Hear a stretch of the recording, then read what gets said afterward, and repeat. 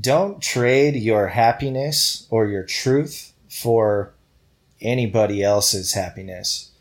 We don't understand how much power we have to really shape how good our life is in terms of how we feel and think about it. Just whatever makes you happy, do so much of it that you're just filled up all the time.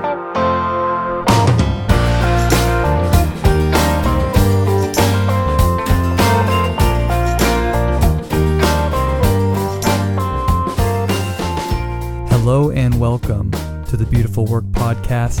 I am your host, Dan Krikorian.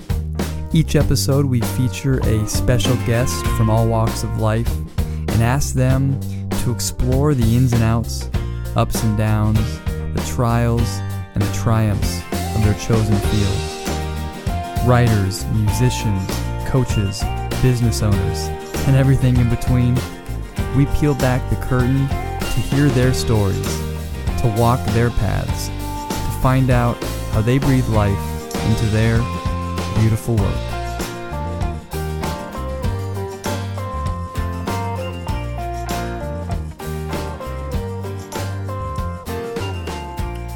Welcome back, or welcome for the first time if you're just joining us. It's great to have you. It's been an exciting last few weeks on the Beautiful Work Podcast as our community, continues to grow. We've had so many fantastic guests so far, and today I get to welcome another multi-talented, interesting, funny, kind-hearted guest, and that is my good friend Dustin Robinson.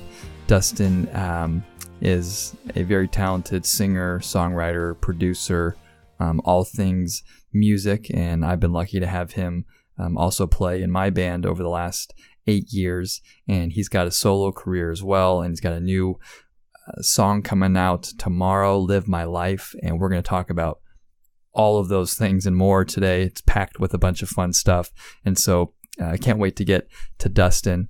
Quickly before we do, thank you so much to those that have gone on iTunes in the past few weeks and began rating and writing reviews about the Beautiful Work Podcast. It's really helped other people start to find it and getting new people to the community. And so there's one thing that you can do today if you enjoy this podcast and are a fan. If you could just like it and maybe write a review on iTunes, I'd really appreciate it, and it does really help with new people finding it on a daily basis. So if you could do that, that would be great.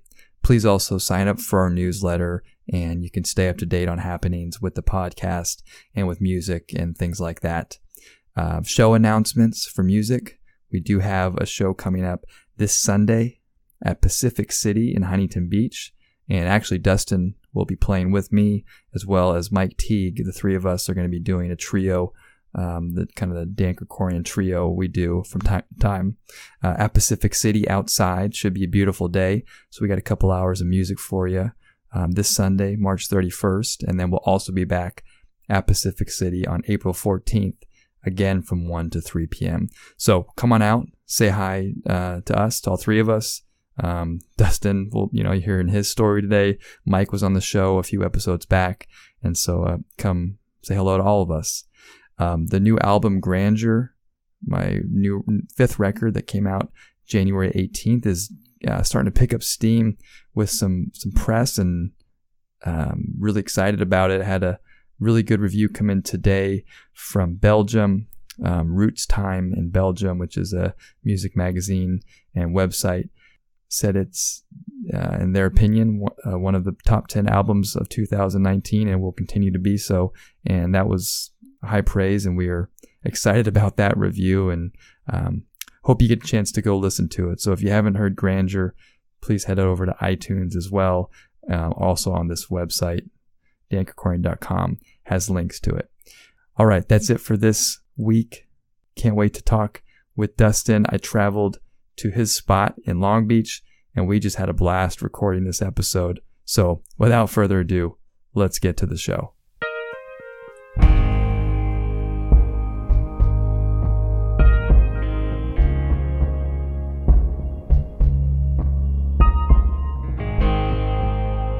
Dustin Robinson is a singer, songwriter, producer, rapper, and piano player, hailing from Long Beach, California.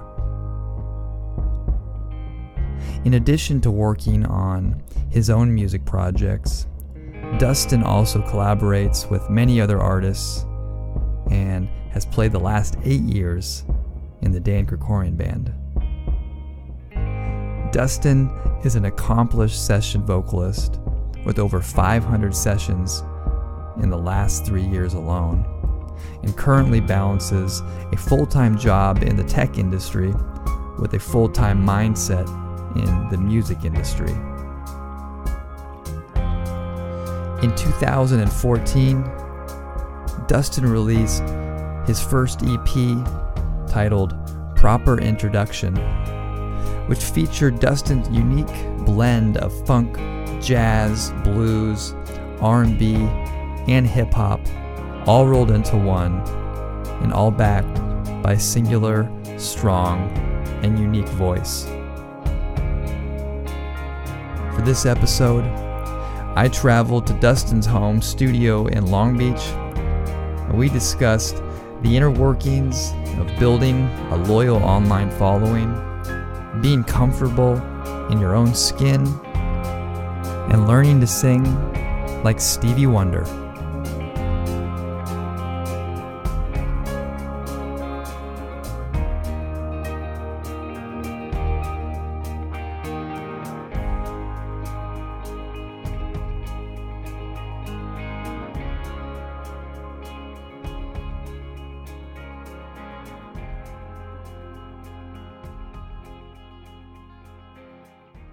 I want to welcome to the Beautiful Work podcast, Dustin Robinson. Dustin, thanks for hosting me today. We are recording this in your home studio, so thanks for coming on. Yeah, of course. Good to have you at the crib, man. Famous person you'd most like to have a beer with? You know what, man? Will Smith. Wow. Yeah, Will Smith, I feel like is such an interesting dude. Okay. And I feel like I'd leave just so fired up on life and empowered. I don't know why I wasn't expecting you to say that. Yeah. The Fresh Prince. Yeah. Yeah, dude. That's I love Will Smith. Dude. Will Smith to me is or you know who else would be good too? I'll put this at not even a first or second, but Bill Murray. Just interesting people. Like you probably thought I was going to say a musician, huh? I don't know. I had like some sort of blues funk musician that I was thinking you might say, but I'm happy with where you went with that. All right. Yes. Yeah. Will Smith. Yeah. I'm always trying to surprise you, Dan. yeah, you are. All right. Well, we welcome Dustin Robinson to the Beautiful Work podcast. For those of you that are listening, Dustin has been in the Dan Krikorian band playing with me for, we think we're going through 8, maybe 9 years now. I think 8 years is probably right. But right about. And Dustin plays the keys. Phenomenal keyboard player, musician in his own right. And he's got new material coming out that we're going to get into. So we're really excited to have him here today. As we dive in, let's move from the quick questions to maybe more thought out ones. What's something that you've learned from your parents that has stuck with you in your career? That's a good question. My parents are both very happy individuals, and I think they both try to make the most out of anything. So I think like optimism and just believing in myself, I 100% blame my parents for, and I use blame in a positive light, of course. But yeah, like my mom is the happiest person in the world, always smiling, always just happy to see you, happy to be here. And my dad is, he pushed onto me work ethic and really just putting in the time because most people won't. Yeah. And you can outshine people if you have talent and hard work. Usually if one of those is missing, you're not going to win very often. Yeah. So yeah, like while them being very different, I've learned a lot of the same things from both of them in different ways. They seem very supportive, I know, for the Dan Krikorian band. I mean, they're almost at every show. Oh, yeah. In the front row, and some of our best supporters, and seem like they have a great time. And I know I've always appreciated seeing them. Oh, good. I'm sure they'll be glad to hear that too. Definitely. Shout out to them. Well, so what was music like as a kid in your family? Was it something that was around and you always knew you were kind of going to be one, or did that come later? Yeah, this is probably sensitive in terms of the current events of what's happening, but I'm just going to speak on when I was a kid. Michael Jackson was my hero, so I used to watch, there was this tape, I can't even remember what it was, some VHS tape. I would watch it every single day and be practicing dance moves and trying to copy how he sings and just his attitude. And, back then he was just like larger than life, and we were witnessing it firsthand. So that was hands down the reason I'm a musician, is because of how inspired I was by Michael Jackson. Well, was it particularly, if you can remember, was it his voice? Was it the songs? Was it the fact that he could dance, or was it kind of a combination? I'm going to have to say, just speaking on, where I think I was mentally as a kid, just the fact that he was such a big star and doing, in my opinion, some of the greatest music ever recorded. That was just hugely inspiring to me, and it looked like so much fun. So I think it was the whole package. And I think without even really knowing it, before I even really studied music, Quincy Jones's work on that album is just like, you don't have to be a musician to understand how brilliant, those compositions are. So I think on some level, yes, it was a little bit of everything.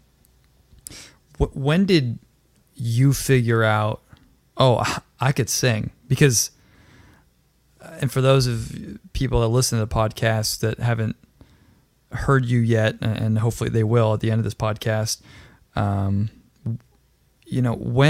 did you figure out, wow, I've got a voice? Was that younger, or did it take a while? I have a very specific story. Oh, good. Like, I know the moment that I was like, you know what? I'm a badass mother, Yeah, right. So I had been singing since I was a kid, but I was always really shy. I am an only child. Growing up, though, a lot of times that would lead to me feeling a little bit insecure or just shy around people, because most of the time I'd have to keep myself entertained or whatever. So coming back to music and like really putting myself out there that way, that was scary as hell, dude. In middle school, though, I think it was seventh or eighth grade. Do you remember that TV show Touched by an Angel? I do. I don't remember the show really. Yeah. I remember it existing and it was huge. Yeah, it was. So that's going to take a huge blow to my street cred by shouting that show out, I think. That's okay. So the theme song to that show was a gospel tune called Walk With You. Okay. I can't remember who wrote it or who performed it, but so we did that song in 7th or 8th grade, and I remember tryouts for it, and it was like, it was definitely 8th grade, because it was like my last shot before, leaving the school, before going to high school. And I tried out for that song, and I was scared as hell because my buddy Arthur Perry at the time, shout out to Arthur Perry if you're listening, he was like the only black dude in the class. So henceforth, everybody was like, oh, Arthur's going to get it, because like they thought like, oh, he's the only one who could sing that way, like soulfully or whatever. And then here I come, shy ass, like white dude who like nobody knew I really existed because I was too scared to sing in front of anybody before then. Like we were doing singing tests and I'd be like, nope, not going to do it. I'd just like get an F. And then I'd have to come back and do it privately because I was so terrified. But I went up and did that solo and smashed it. And then I got it and I was like, holy shit, I think I can actually sing. Right. So that was like the moment where I was like, okay, I think I'm going to like really work on this. And it's funny you bring that up because I know for my own self, I was, this is probably 10 years ago now, when I was first starting out, and I was booking at the Ugly Mug Cafe. Yes. In Orange. And so at the time, just the 3 months that I was the booking agent for the Ugly Mug, you sent an email and you want to do a show, and you're doing a co-show with someone. And I remember I went to the show, and I met you, and I hadn't really heard your music before, but then you start singing, and I'm like, holy crap, this guy doesn't sound at all like what he looks like. Yeah. And so you discover you could sing, and you have such a soulful, you said, I don't know if we were talking before, but we've talked about Stevie Wonder and those kind of guys, but you have that kind of like voice. I know when we do warm-ups for the band and you start doing some Stevie Wonder stuff with our bass player, it stands out. So after you discover, okay, I can sing, then what did you do to kind of develop that voice? Because it is a unique voice to you. Sure. Yeah. You know what? That's a really good question. And I get a lot of people that, reach out to me on social media that ask me about what should you do to become a better singer or find your voice. Right. And I think, every musician who's sort of developed their craft in any, higher level will say the same thing. Listen to the people that you love, and listen closely, listen really closely. And, I know instrumentalists do this a lot, but they say to transcribe lines from their solos or whatever. So while instrumentalists do that, I was trying to copy riffs and, develop the attitude in the voice, cause Stevie Wonder it's unmistakable. Yeah. If it's him, no matter what. And so I was stealing from, Stevie Wonder, Michael Jackson, Billy Joel, and Sly and the Family Stone, classic soul. Temptations I was obsessed with. Yeah. So it was really just kind of cherry picking from a lot of those people in my early years. Then when I got older and started to really understand my taste, Music Soul Child was a huge influence for me. Still to this day, I love everything he does. Mark Broussard, who's an independent artist out of Louisiana, incredible.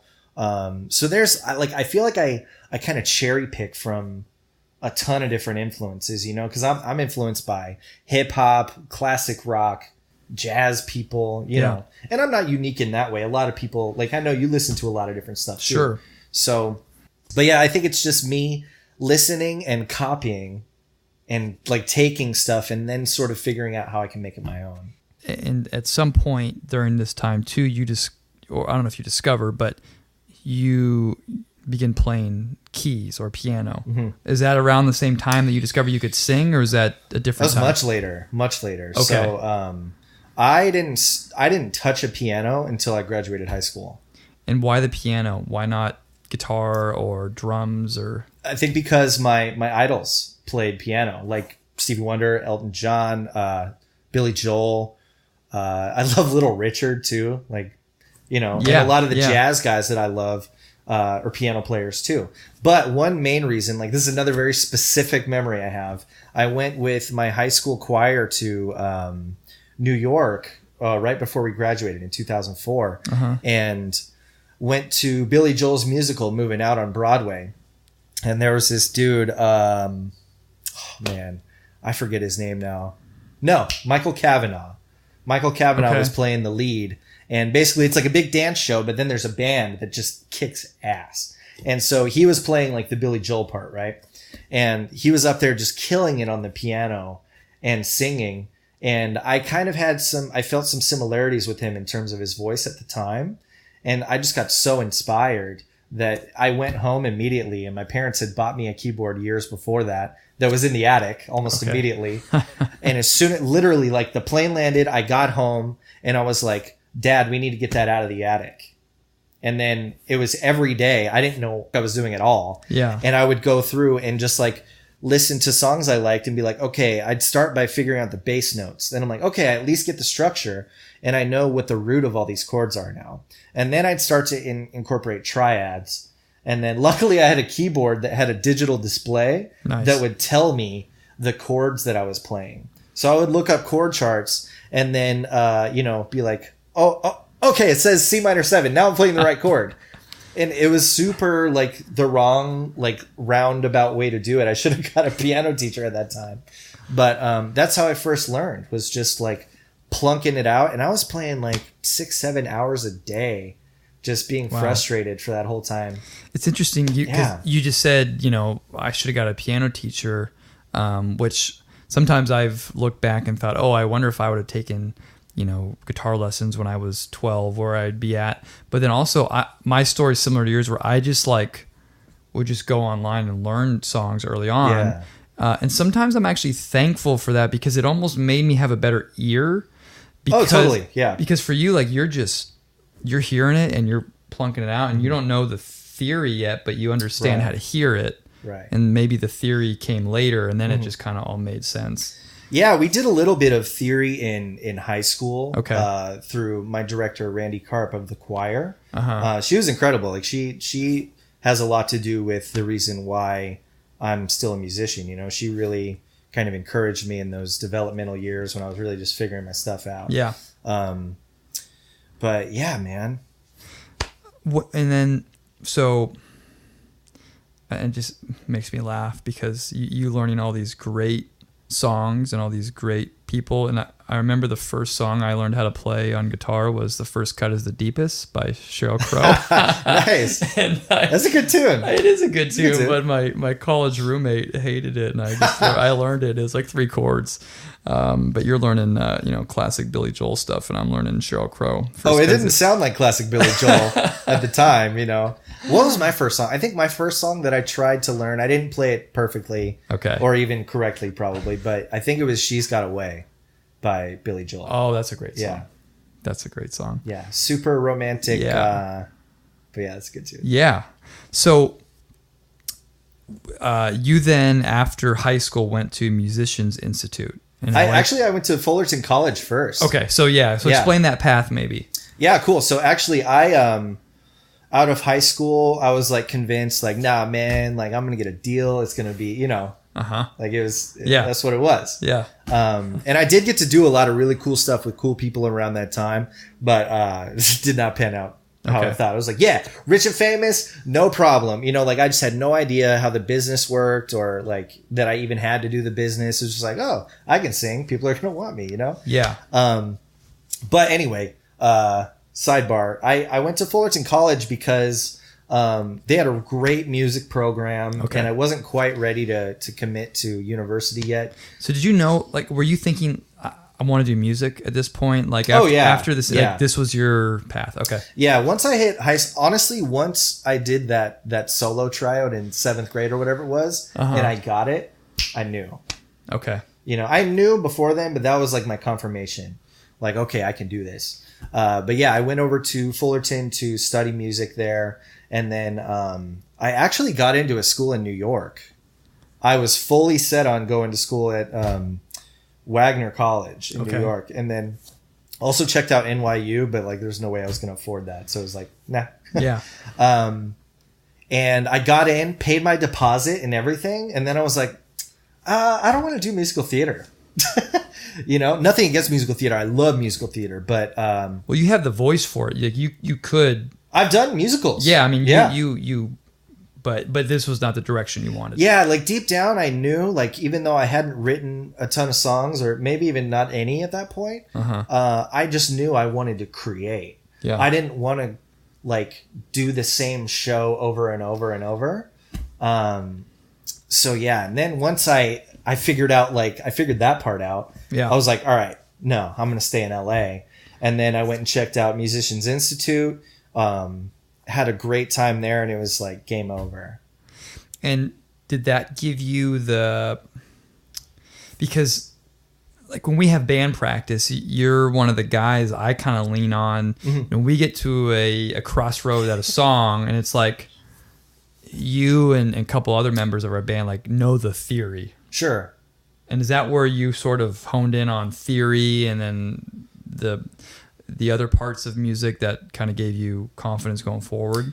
I mean, being really honest, I struggled really hard with theory in college, but I think that helped me get more of a firm grasp on the fundamentals and things like that. So just being able to understand music in that way, like scientifically, mathematically, puzzle piece wise, this is why it works. Mm-hmm. I think that's what really helps you with theory, especially with songwriting, because if you're like, damn, I don't really like this chord, knowing where you can go with it, helps in speeding up the process so much faster than like, oh, I'll try this chord. Nah, that's not good. I'll try this chord, So I think that's the big thing. That is a definite strength in terms of just figuring stuff out. For me, I took one intro to guitar class, and then my theory has been just out of necessity because early on in the band, someone would say, well, like, what hold on, what should I do here? And I didn't know the answer, but then I'd have to just go home and be like, oh, that's what they were asking me. Yeah. And kind of out of necessity. And speaking of being in a band and being a solo artist, so you kind of have two things that you've always done, at least the last 8 years or so, where you've played keys and sang backup in my band, which I'm always 100% grateful for because I'm glad you stick around. But then you also have a solo career. So what do you think are some of the differences between being a solo artist and then when you get on stage with us and you're in the band that, are some differences there? Well, I think the first aspect of playing shows with a band is community. Yeah. And I think, especially in this day and age, like I'm not talking trash on solo artists who make their own stuff, because that's what I do too. Yeah. But it's just such a like up-leveled experience playing and communicating with other people in that way. Yeah. Especially when music means everything to you, which I think anybody doing music, that's probably true. Yeah. Being able to bond and communicate, and like we're all in this together. And if, one person messes up, we all have to adjust to make it work. Whereas with a one-man show, it's all on you. Yeah. And you get up there, if you mess up, it's you, and there's nobody there to catch your fall.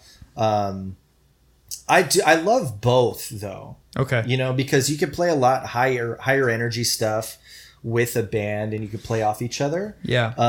But with the smaller shows, like I do a lot of shows with just me and a piano, and those are really intimate, and I feel like those are really, really valuable experiences too. Those are kind of hard, aren't they? I mean, I don't mean hard in like they can be. Like I've always said this. I've been asked. Sometimes people say, "Oh, we've had some bigger shows where there's some big crowds, or it's a fest, whatever it is." I almost get less nervous when there's a big crowd and we have the full band than when it's like me and my guitar and there's like 25 people in a small room. I can see that. Because I'm like, holy crud, they can see my breath, as opposed to, and you same thing when it's just you and the keys. Yeah. Isn't that interesting? You feel more exposed with less people. Yeah.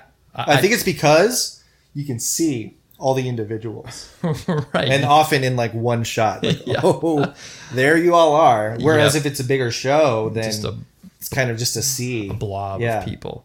And what I've always appreciated about you and other members of my band is you're so talented, but then it's also like, at a certain point you understand like, okay, I want to serve the song, and maybe it's not me going nuts right now on the keys or some solo. Maybe it's just me being super straight, or, maybe I can sing this, but it doesn't fit for the song. And kind of a good trait, I think, to have, because then you understand the difference between being in a band and then when you're solo, you can do your own thing.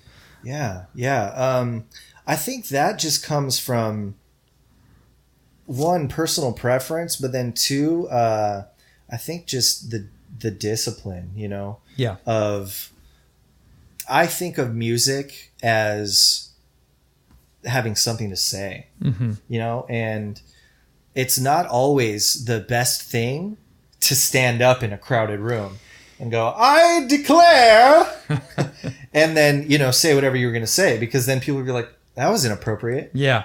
Whereas like if we're playing a really low key song and then I decide to just rip on, people would be like, what? doesn't what are make you sense. doing, man? Yeah. Uh-huh. So my favorite players often are the ones that not necessarily are the most flashy, but just always have the right, like they know exactly what to say with their music and with their instrument. And that just comes from years and years and years of practice. And I'm so happy that you feel that way about me. It's a constant work in progress, and we all like screw it up from time to time. Sure. Yeah. But I think for me personally, that's the goal. It's just what can I do to support this song? Because the song is what's important, not my chops or me at all.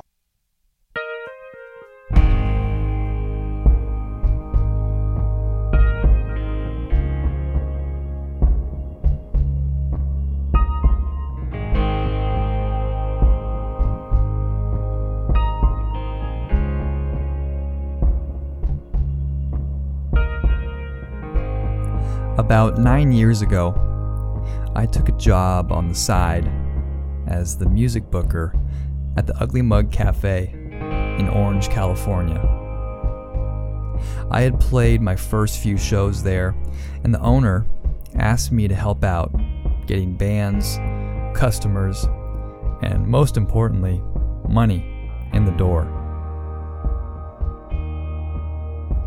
The first show I booked was a double bill featuring 2 Long Beach songwriters, and the main act for the night was an artist by the name of Dustin Robinson. I remember watching Dustin from the back of the Ugly Mug as he took the stage and began his first set. And my first thought was, holy hell, this guy can sing. Dustin has a voice that captures you, that makes you take a second glance. And it wasn't just the voice, it was his stage presence, his effortless playing on the keyboard, and his humor between songs. My second thought was, how can I convince this guy to play in my band? Well, a year later, Dustin did join, and over the past 8 years has helped expand my musical boundaries and lifted our band to newer heights. At the same time, continuing to grow his own reputable career. But what I didn't yet know about Dustin the first night at the Ugly Mug, and what I've come to respect most about him, is his loyalty. His loyalty to our band, his loyalty to bettering his craft of music, and his loyalty to friends and family that surround him. That character trait alone has continued to open up doors and new paths in Dustin's ever-expanding career. As the great Jerry Lewis said about loyalty, quote, "I have a loyalty that runs in my bloodstream. When I lock into someone or something, you can't get me away from it because I commit that thoroughly. That's in friendship, that's a deal, that's a commitment. Don't give me paper, I can get the same lawyer who drew it up to break it. But if you shake my hand, that's for life."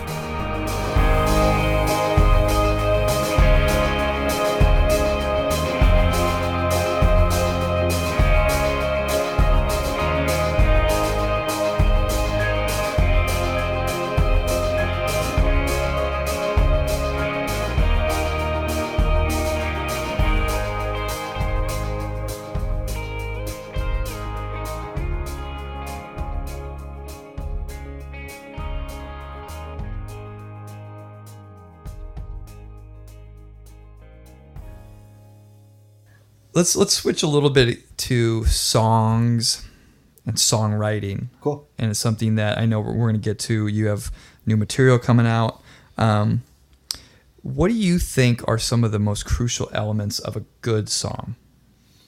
That's an interesting question because, you want to say lyrical content because I'm really big fan of just very poignant writing and different perspectives, saying something that everybody knows but in different words. Yeah. It feels like magic sometimes, you know? And if you pair that up with a great chord progression or a great bass line or something else, then it's just like there's nothing else like it. Yeah. But at the same time, there are songs, or a lot of people are like, oh, you got to have a good voice, good singing voice. But then, there's people like Bob Dylan who have written some of the most incredible pieces of artwork that the world has ever seen.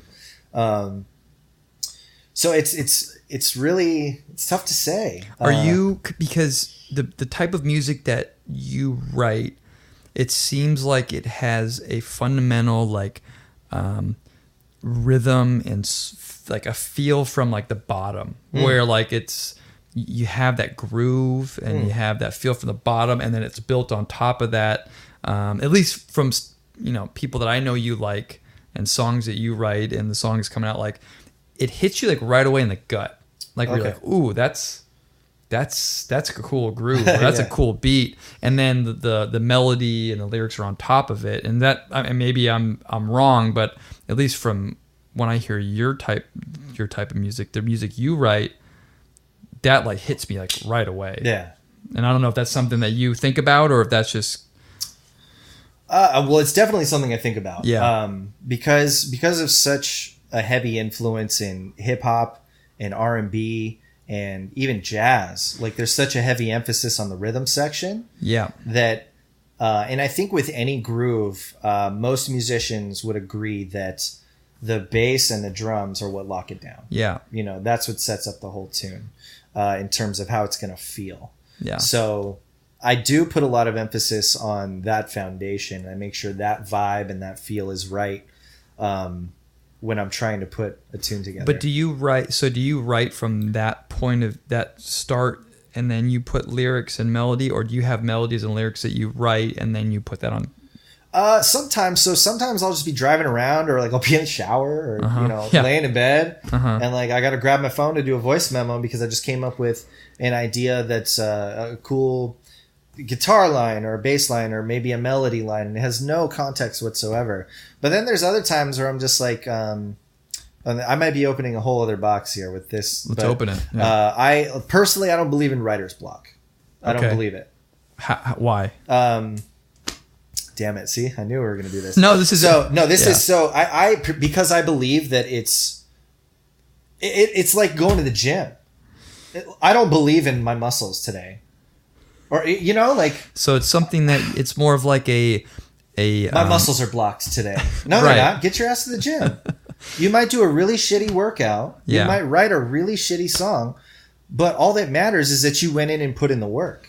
You know, because we're not going to write a chart topper every single time. Yeah. It's not going to happen. I mean, John Mayer's out there creating garbage, I'm sure, that none of us are ever going to hear. Right. Every single artist ever has created stuff that they're like, please God, never let this get out. Because it's not good enough. But it's a part of the growth process. Because if you don't write those bad songs and overcome those obstacles, if you just go like, nope, I'm not going to do it today, then I feel like the compound interest of your effort, you take a step back. That makes sense. That's just how I personally believe it in terms of work ethic and developing your craft. Yeah.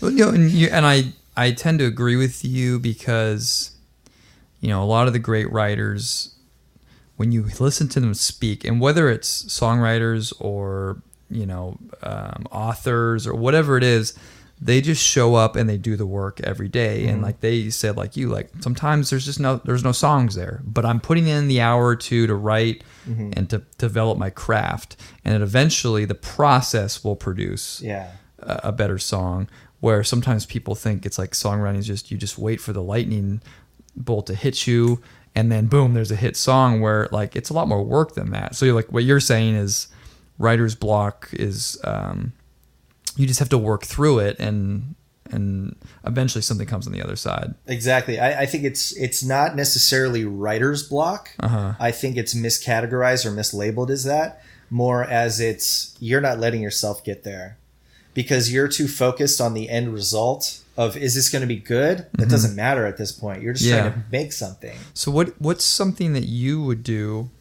or that you have done, if you sit down and there's just like not a lot coming out that day. It's just you're not feeling it. What are things that you try or traits? Yeah, it depends. I know that there's like a cardinal rule of like don't ever leave the room, but I don't necessarily believe that either. Now this may be because I live by the beach, but there's times when I'm just like, man, I can't come up with anything that's even worth listening to at all right now. For a while. I'll go for a walk. I won't listen to any other music because that'll just frustrate you more, or me. Yeah. I don't want to listen to more and be influenced more by that.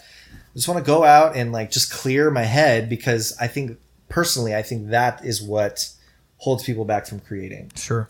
If you're focused more on just creating because it's something fun to do, you're not worried about whether it's good or not. And right. how could you decide if it's good in one instant? Because a lot of songs, like I'm sure you've had songs that you've written that you were like, this is nothing. Oh. And then, you revisit it 6 months later, you're like, oh, wow, actually, I can build on this. Or I've had the opposite, where I'll be up at midnight and I'll have something I'm like, wow, this is great. Yeah. And then I wake up the next morning, I listen back to it and go, what was I thinking? Oh yeah. But like you said, it's just the process that eventually you do enough of those things and you work through it. So speaking of songs, you've got Live My Life, new single that is coming out. Yes. This Thursday, March 28th. March 28th. And we're going to have a snippet of it, or maybe the whole thing, depending on your... yeah, we can play the whole thing. Okay. That's cool. I got to make sure with your people that's okay. Yeah, no worries. But we'll be playing at the end of this podcast so everybody can hear it. And let's talk about that song.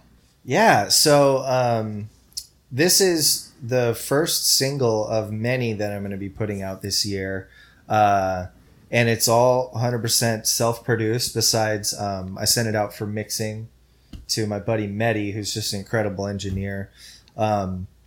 He mixed my first EP as well. But with my first EP was a full band, and we went in and did a really live approach. And, we spent 2 days in the studio, knocked out the 4 tunes, and that was that.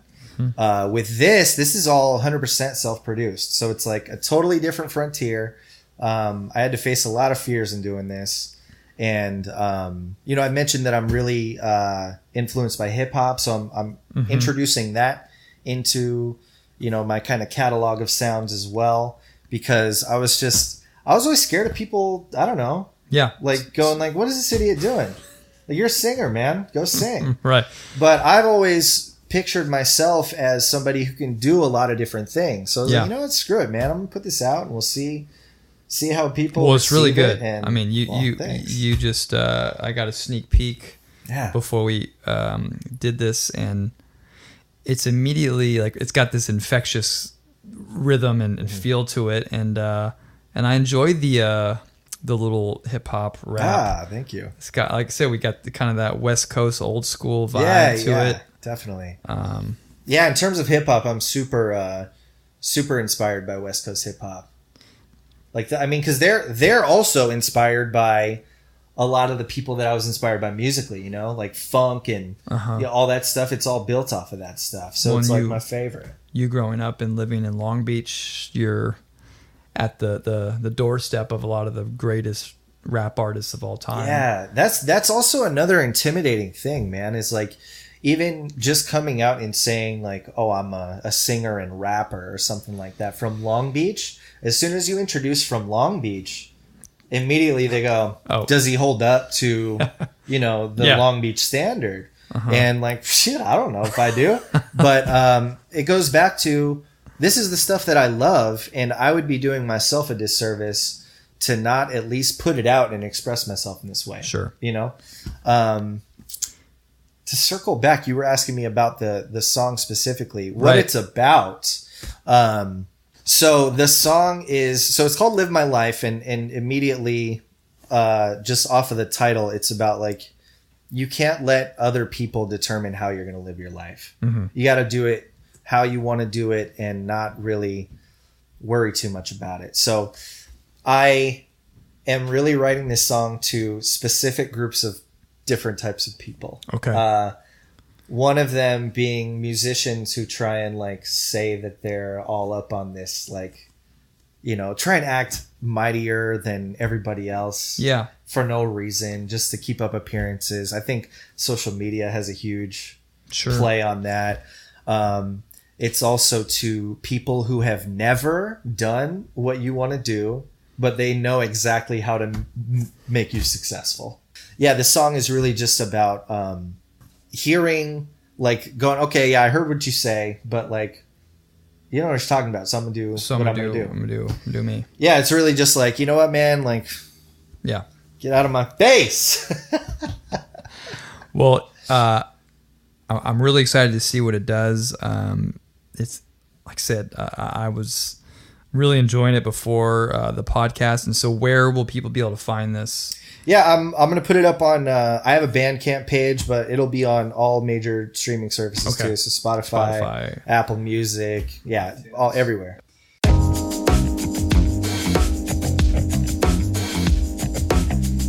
Now get a chance to listen to a small preview of Dustin Robinson's brand new single, Live My Life, coming out tomorrow, March 28th, everywhere the music is streamed and sold. Check it out. Everybody trying to tell you how it's done, but they never done it themselves. People yelling from the sidelines, saying, I'm only trying to help. So I swerve and I dodge, 'cause I ain't got no time to listen. So listen, I know if I cry and I just pay them no mind, baby, it's only a matter of time. Gonna live my life, gonna do it my way. I don't give a damn what you say. Gonna live my life, gonna do it my way. I don't give a damn what you say. Gonna live my life, gonna do it my way. I don't give a damn what you say. Gonna live my life, gonna do it my way. I don't give a damn what you say. Gonna live my life. And this might be a good point, a good place to sort of pivot to building a career in not an unconventional manner, but you and I were talking about this before the show. In this modern day of music and building a career and building a brand and releasing music, the tried and true method of playing 250 shows a year out on the road is still relevant. Absolutely. Bands still do it. So that's not dead. But there's a way in that musicians that are kind of coming up and getting into that sort of middle ground can gain an audience and a following without having to always do that or on top of doing that. And you're beginning to see some of the fruits of that labor yourself. And so maybe you can talk about what you do on Instagram and how that's built in helping your career. Sure. Well, I think just to kind of comment broadly on, growing your career as a musician nowadays, we have it easier than any musician ever has because we have the internet, so we can do, it's been proven time and time again. There's people who do Periscope or Facebook Live, all that stuff, and they're making $10,000, $20,000 per live stream. Yeah. From these platforms, and they don't even have to leave the house.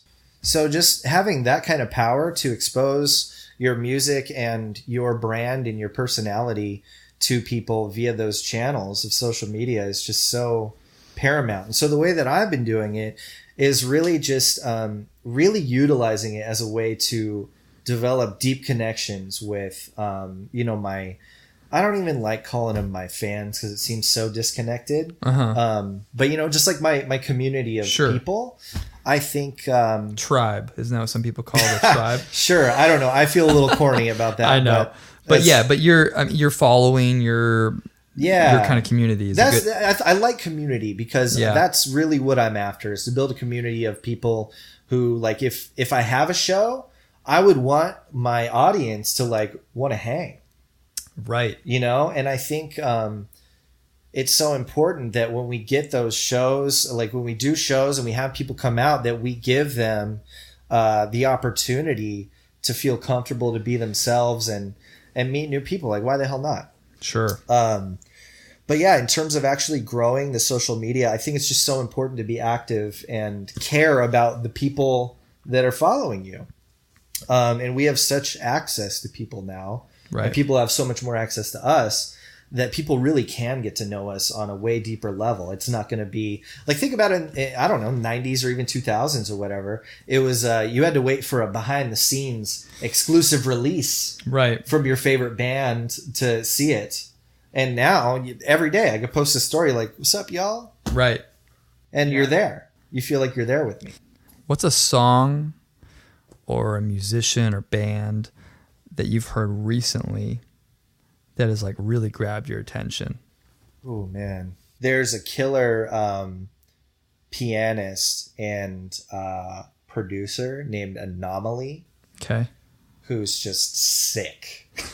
Just sick, dude. For any of you who want to check out, I'm sure a lot of you already know him. He's pretty big at this point, but man, I know he's going on a tour soon too. But like, okay. I got to check him out at NAMM. He did a live show with one of my buddies, Rob Araujo. Okay. And he goes by Rob Arousal on Instagram. He's also incredible piano player. I've done a couple of videos with him. But man, I'm really, because I'm trying to learn a lot about production right now. Okay. So I think right now I'm gravitating towards listening to a lot of really great producers. But I would say if you want to like discover new good music, and you're on Instagram or YouTube or anything, there's a page called Pickup Music, or just Pickup Jazz. They have a bunch of different stuff. But man, they feature some really incredible people, and they really invest a lot into helping those people get noticed. So there's a lot of really cool stuff like that on social media too. That's just really, man.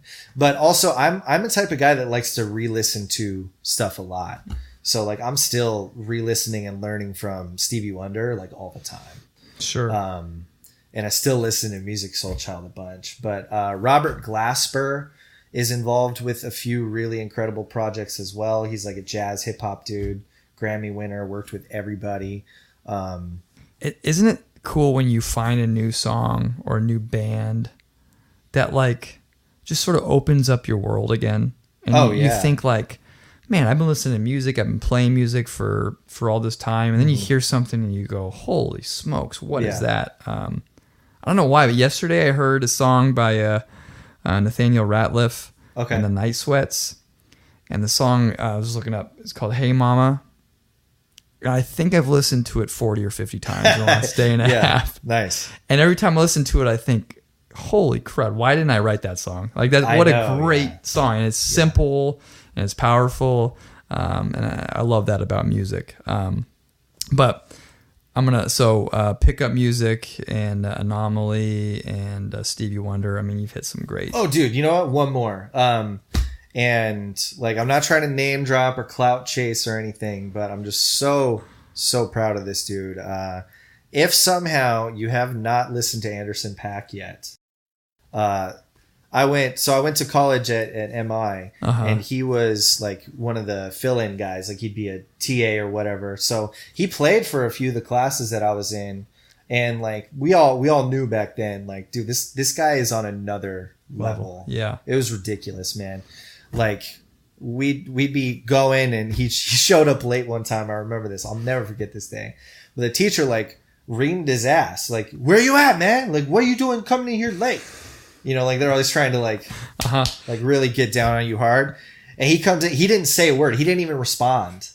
He just goes to start the song and then plays. And immediately the level of the room's musicality just went. And that's how you just know, like, holy shit. You gotta, isn't that his artwork up here? Yeah. I got. Well, actually, I have this one too. So he just recently signed this one. This is his newest album, Oxnard. Okay. But, yeah. Okay. So he's, I mean, I'm being straight up here, dude. Like, I don't even know if he knows who I am anymore. You know, so if anybody wants to go and like try and prove me wrong, whatever. Yeah. Okay. But yeah, check him out. Okay. Cause he's like, because I know him, like that's one thing, but like he's just putting out some of the most exciting and inspiring music, I think, right now. What's hard about making a career in music? Man, I think it's just battling yourself, dude. It's a lot of people like to play the luck game, and I guess there might be some of that involved, but like if you're not working, you don't give yourself an opportunity to be lucky. If you're not creating stuff, if you're not out at shows networking, if you're not online and talking to people, it's just impossible. So staying motivated and keeping yourself inspired and keep going, because it is like the hardest thing. Yeah. First of all, you have to subject yourself to getting judged. Like, what do you look like? Do people like who you are? Sure. People like your music? Like, there's so many things that people judge you for as an artist. And most people don't even think about it. Yep. And we were talking about this earlier, and it's like, Yeah. do you have any idea how much work I put into this, man? Like, you're just going to shit on it right away? It's true. I mean, you know it, like how much time and effort, and it's not even time and effort, but it's like yourself that you put into a song or an album. And then, you know, it can just fall on not even deaf ears, but people can just kind of, you know. Well, that's the other thing, too, is there's so much music that they can just click to the next song. Yeah, there's Easy. so much. Yeah. And there's so much good, but there's also, because anyone can put their music out now, everyone has a platform, there's a lot of like noise to sift through. And you have to be able to break through the noise, too. Yeah. So I think that's why it's so important to find your community and find those people who actually really care, rather than chasing that, like, oh, how can I go viral? Or, you know, I don't know. That's just how I feel about it. How about specifically like making money? What's Dude, hard about making money is not hard. Okay, good. Is not hard. You know, I know I'll probably get some hate mail or whatever for this. Like, you don't know anything. But like, dude, you can. There's Patreon, there's Indiegogo, there's, you know, like whatever. Like, there's a million sites that you can get your stuff crowdfunded ahead of time. You don't have to come up with the money. You can put your Venmo link on your live stream and have people donate that way. You can sell merch at shows. You can do shows. You can do podcasts like this, and then, you know, once it grows to a certain amount, then you can get advertisers. There's just so much opportunity that I think that if you're not figuring out some way to make it work, at least on a small scale, like, you're not really paying attention. How do you feed your brain? How do you stimulate thinking? Is it reading, podcasts, new albums? What do you do for yourself? Yeah, so I listen to a lot of personal development books, audiobooks in the car a lot because I drive a lot. I also read, like we can see, I've got Kenny Werner's Effortless Mastery. If you haven't read that book, oh, baby. I peeked at it earlier on your coffee table. That's here. a good book. Okay. But yeah, man, I feel like there's a quote that says success leaves clues, you know? So like, why the hell would I not want to learn from people who are massively successful or very happy or have figured out the solution to a problem that I'm experiencing?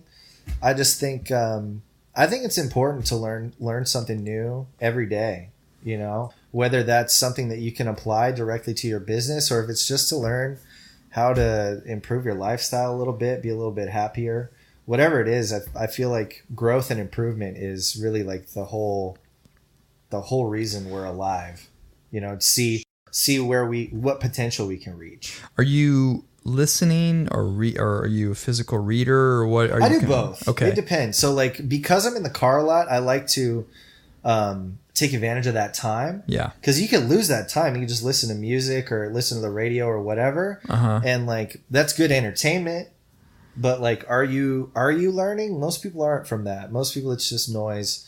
So I feel like if you can take that time and learn, but then also sometimes like at the end of the night, if I'm just winding down, I have this corner set up, you know, so I can read and have a glass of wine and wind down that way. So it really just depends on what I want to, like, what vibe I'm feeling at the moment. Sure. But usually if I'm reading like a physical book, it'll probably be at the end of the night. Okay.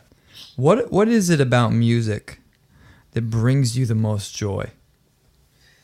I think the little moments in music, meeting a stranger and somehow finding out that their favorite band is a band that you don't think anybody else has heard of, and out of nowhere, you're like, like for me, like I get really nerdy on Wolfpack. Yeah. And I know like a lot of their community does because like they just love those guys so much. But if I'm out and I meet somebody and they out of like unsolicited, unprovoked say like, "Oh man, have you heard Wolfpack?" Immediately I'm like, that's my person. You know what? Here's another level of this. Yeah. Actually, I'm gonna ask you a question. Yeah. What's if you were to go to a bar and there's a jukebox, what's like your go-to song? That's question sort of depends on what time of the night it is. Okay, that's fine. That's fine. You don't put too much pressure on it either. But yeah. Gosh. Okay, so I can tell you mine. Let's do it. If you want, you can respond. Yeah, or yeah. if you just don't have it, then that's cool. I put you on the spot. That was good though. I go for James Brown. Get Up, Feel Like a Sex Machine. Ooh. First of all, because it's like 8 minutes long of like the same it's like right. Over and over, but it's so funky.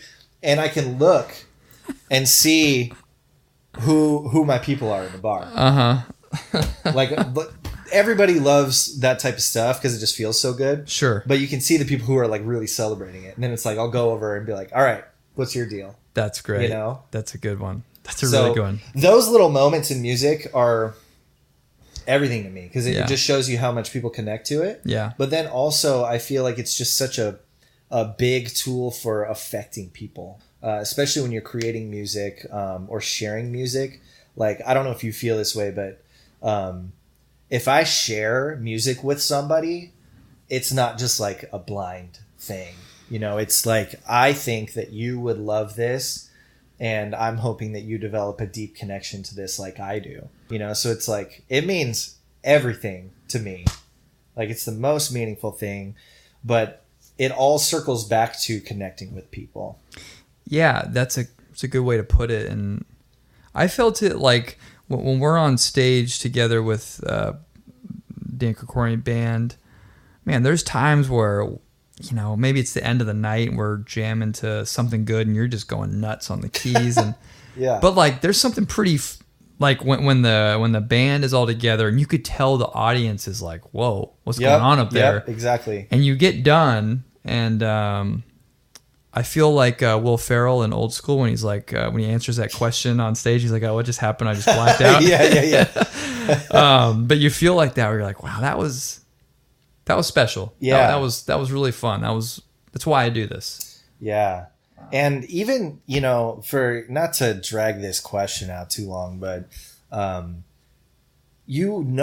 music means a lot when you could be anywhere and you hear a certain song and immediately you snap back to like a moment in time. Yep. A conversation with a girl you dated in 6th grade, or maybe that's too young.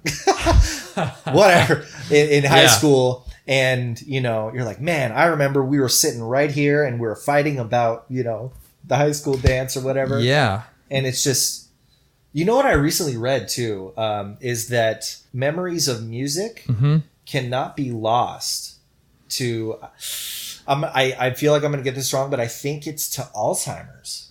Yeah. We're not, those watching or listening, we're not doctors, obviously. Of course not. Yeah, no, I don't even know if I'm saying the right thing. No, but I'm like trying to remember. But there's a lot of studies with people that have, memory problems or suffer a brain injury but a song comes on or they could still play the piano or like music doesn't get lost on them, which is super interesting. Yeah. Yeah. It's good stuff. It's a good career path we're in. All right, last one. What do you feel like is one of the best investments that you've made in your career? This probably isn't the answer you're looking for, but just kind of saying fuck it and really embracing who I am and taking this chance now to put out the type of music that I've wanted to put out for years. Yeah. And just being like, you know what? I'm going to put this stuff out, and if people don't like it, at least at the end of the day, I can feel really happy with putting myself out there as very authentic, and I can sleep like a baby at night, you know? Yeah. So I think that investment in just myself and believing in myself and like I'm good enough and that that I can do it. Like there's no reason why I can't. Yeah. I think I felt the biggest change from that for sure. Hey, where can people go to find you online? Yeah. So, Instagram, at Dustin Robinson. Find me on Spotify. I just recently got my Spotify profile back. That was a whole fiasco. So starting from the ground up from there too, but just search for me. On most of my social media, my picture is just a cartoon of my face. So that should be pretty easy. But yeah, Dustin Robinson pretty much everywhere. Okay. As we end today, I will leave you with the last word. So if there's anything else that you'd like to add, but before you do, I'd like to personally thank you because, and you've been really loyal to me and to my band and my music, and I really appreciate it. And it's been fun as both of our careers have grown and gone different directions to have you around. And so I'm so excited for you and this new single and what's going on. And so thank you. And thank you for letting me into your house and doing this podcast. And so thank you for that. And then I will leave you with the last word before we're done. Man, well, thank you so much. This has been really cool. And, it's always been just really fun playing with you guys, and I'm just happy you keep inviting me back, so that's cool. But you know what, man, one last thing I would want to leave with absolutely anybody is don't trade your happiness or your truth for anybody else's happiness. I did it for too long, and I just recently within the last year have felt like a level of happiness and self-love and self-worth higher than anything I've ever experienced, and none of my circumstances have changed. And I feel like we don't understand how much power we have to really shape how good our life is in terms of how we feel and think about it. So if I could give any advice to anybody, it's just whatever makes you happy, do so much of it that you're just filled up all the time. Make sure that you're spending your time, you have 24 hours a day. Don't waste every day watching TV. Don't waste every day scrolling through social media. Create something if that's what you do, or go connect with friends. Do more of what matters, because at the end of your life, it's not going to be, how much shit could I buy? Or, man, I wish I worked more at the office. I think we just need to really take a grasp of our own personal happiness and invest and do whatever we can to protect it. Dustin, that was great. Thanks so much. And look forward to Live My Life coming out. Yeah. Thanks, man. All right. Appreciate it. Well, that was fun. Sweet. Your apartment has got great cabinets. Thanks, man.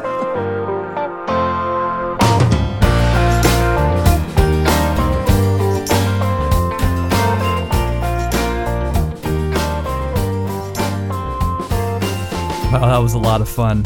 I really thank Dustin for hosting me and putting up with my antics at his studio.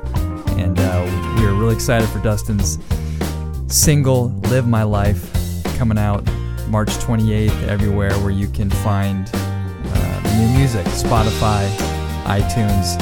Search Dustin Robinson, Live My Life. And you can also follow him on Instagram as well. I want to thank you guys for following along and for listening. Hope you guys will sign up on the email list or like us or rate us on iTunes. And until next time, whatever you're doing, wherever you are, keep making that beautiful work. We'll see you soon.